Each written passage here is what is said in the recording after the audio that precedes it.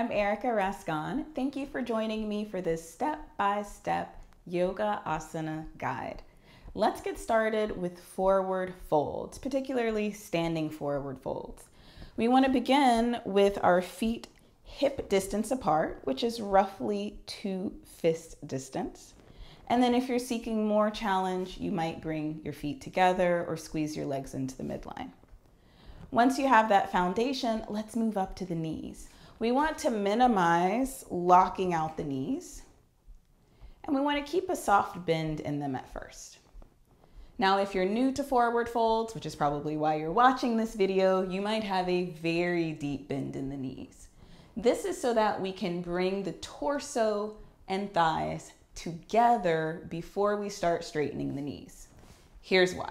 If you don't do this, you lock out your knees, you try to touch your toes, you're going to get a really great lower back stretch, but it's probably not going to tap into your hamstrings and your calves as intended, which is usually what we're going for in a forward fold. So instead, we're going to, I'll put my arms up here just to get them out of the way. We're gonna bend the knees, connect the torso and the thighs first, and then to the extent that we are able, we're going to begin to straighten the knees, and we're going to stop when it feels like our torso and thighs want to separate. Activate your abdominal muscles. Start by pulling your navel to your spine, ribs to your spine, and that'll give you a little bit more space to fold while also helping to protect your lower back. Let's talk about seated forward folds. Your feet have the same options, hip distance apart, together. You might even be taking a wide-legged forward fold, lots of variations there. Your foundation, though, is now mostly your seat and your pelvis. We want to make sure that our pelvis is not tilted backwards. If it is, you might want to grab a prop like a folded blanket or a pillow and sit right on the edge of it so that you can tilt your pelvis forward. Once your pelvis is tilted forward, we can bring our torso and our thighs together once again, and then start to straighten your legs to their capacity while maintaining the connection between your torso and your thighs. Now, this mat isn't very slick, so this is not going to be pretty, but you want to inch your legs forward, keeping a slight bend into your knees, and only straightening your knees if you can keep your torso and your thighs connected. Another consideration for your forward fold comes in your back. We want to keep the spine nice and long most of the time rather than just rounding forward. Rounding forward just kind of looks like this. This isn't quite what we're going for. We want to maintain some length in the spine and a forward tilt in the pelvis. Let's talk about back bends. So the easiest way to demonstrate back bends will be kneeling or standing. So we're starting there. I'm going to come into a kneeling position as though I was preparing for camel pose. Your foundation in this posture, whether you're standing or kneeling, is to have your knees or feet about hip distance apart. Now I am going to place my palms on my back with my fingertips pointed up. This is not required. I'm just doing this so that I can show you where the hinge in my back takes place. So when we're here, I'm aiming to hinge above my fingertips, keeping the center of my chest lifted and creating as much space as I can around my waist. The alternative to that is hinging straight back, which I'm going to try to demonstrate without hurting myself. But this hinging straight back, you start to compress your lower back and you're not getting any length in your side body, right? So we want to avoid doing that lower back compression. Try to lengthen your waist and your spine. Hinge back as if you're going over a beach ball and keep the center of your chest lifted. Your pelvis might come forward as you get deeper into back bends, but it's often good enough as a starting point to keep your pelvis neutral and work on that gentle arch of your spine so that you're not hinging as much at the waist and lower back. On the floor, your back bends will look different and you can place a little bit more emphasis on your pubic bone. That is a great place to get some sensory feedback.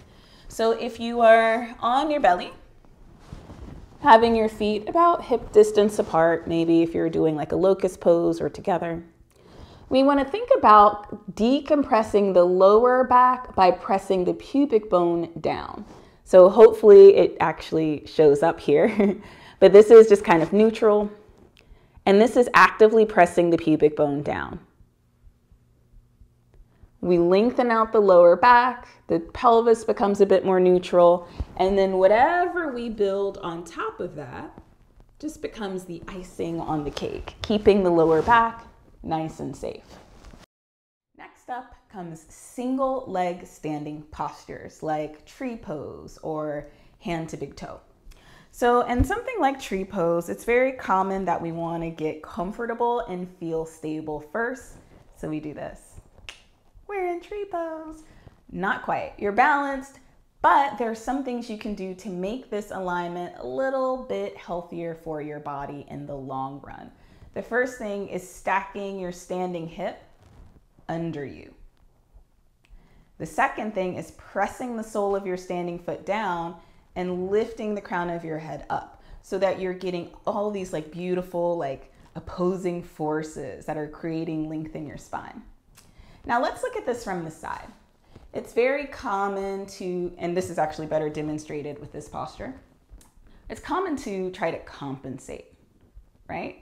We want to press the standing foot down, then stack ankle, knee, hip, shoulders, and ears to the best of your ability. Pull your navel in and up, and you have a much stronger stance. You could do all sorts of things now with your standing leg because you are nice and stable. Let's talk about weight-bearing poses where your knee or knees are bent. So a common posture for this would be Virabhadrasana 2 or Warrior 2. So we have one knee that's bent, and this is a load-bearing knee. It's not going to be the end of the world if there's less than a 90-degree bend in your knee. It's also not the end of the world if there's more than a 90-degree bend in your knee, but you start to get into some precarious terrain. General guidance is to stack your knee over your ankle and make sure that your knee is aligning with your center toes. You often hear teachers say, push your knee towards the pinky side of your front foot. That's why. So if you are here and your knee starts to cave inward, which is what happens most commonly, you're pushing your knee towards the pinky edge of the foot so that it remains aligned in the center of your ankle. Now, nothing's going to happen if it caves in or bows out, but for longevity's sake, we want to try to keep that alignment in place. What happens to your pelvis in a bent knee, load-bearing posture, like a high lunge? So we can often see the pelvis take a lot of shapes in poses like this. What we might want to aim for, though, is bringing your pelvis mostly neutral, which may mean that you put a slight bend in that back knee. Once you have a neutral pelvis and the front knee is aligned, as we were just talking about, then you could start straightening that back leg, maybe. But you never have to straighten it 100% based on your anatomy and what feels best in your body. When you begin to integrate like back bends and things like that, you'll notice the position changes a bit, and that's fine. But sort of starting off with a neutral pelvis lets you get the most out of your hip opener and build a safe foundation.